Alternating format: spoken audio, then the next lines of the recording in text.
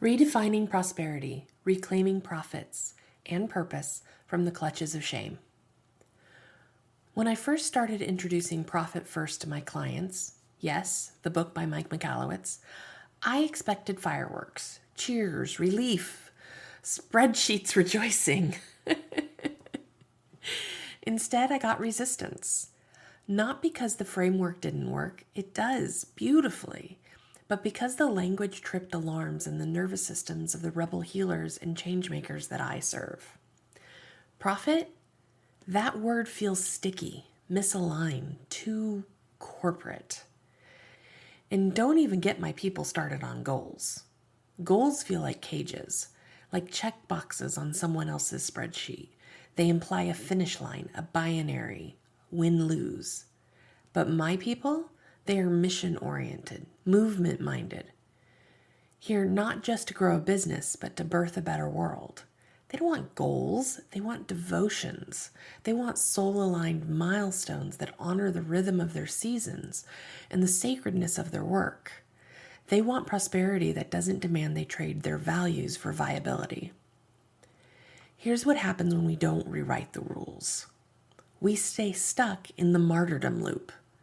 We give and we give until our magic dries up. We build movements that can't pay the rent. We burn out before the revolution ever begins. So I pivoted. I pivoted my language. I started speaking instead about prosperity first, not just as a money method, but as a mantra, not just as a system, but a soul-led strategy. And over time, it became the name of my business. And even then, it took years to land with the fullness it holds now.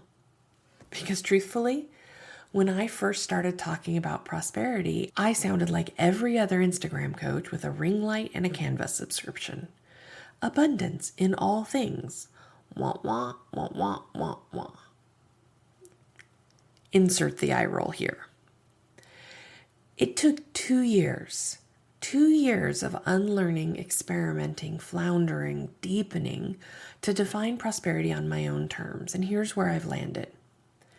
Prosperity is unapologetically asking for and receiving all that you desire, and in greater abundance than you can imagine in this present moment. Or, in one of your favorite Shayna-isms, thank you, more please. And what might that greater abundance look like?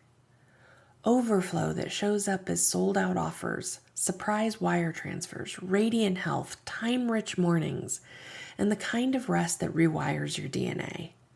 Not someday, not once you've earned it, now. That's where the magic lives.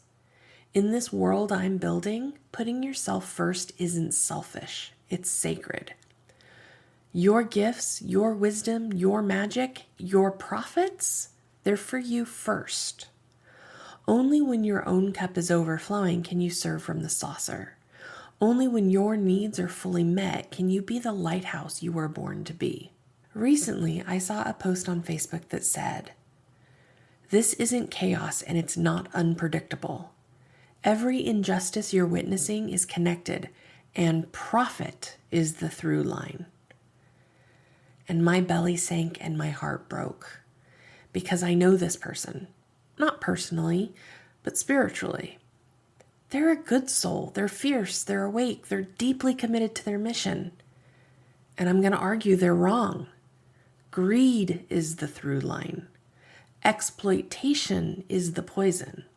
Profit is neutral until we make it sacred. Profit is simply potential until we reject it out of fear. When we abandon profit, we abandon the fuel for our movements. When we demonize prosperity, we dilute our capacity to create meaningful and lasting change. And I won't do that. Not now, not ever. I won't let anyone else control the narrative of my expansion.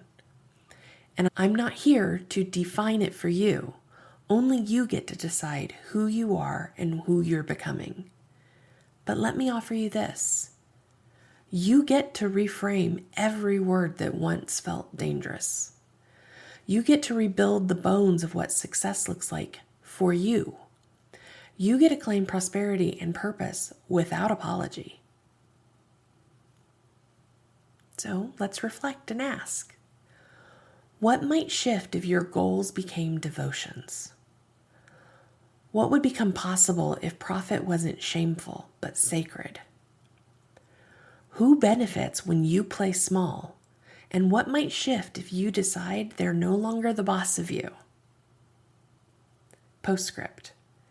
In Shayna's world, we serve from the overflow. We dare to call profit sacred. We place ourselves, our joy, our magic, our mission first. Because when we rise, we ripple.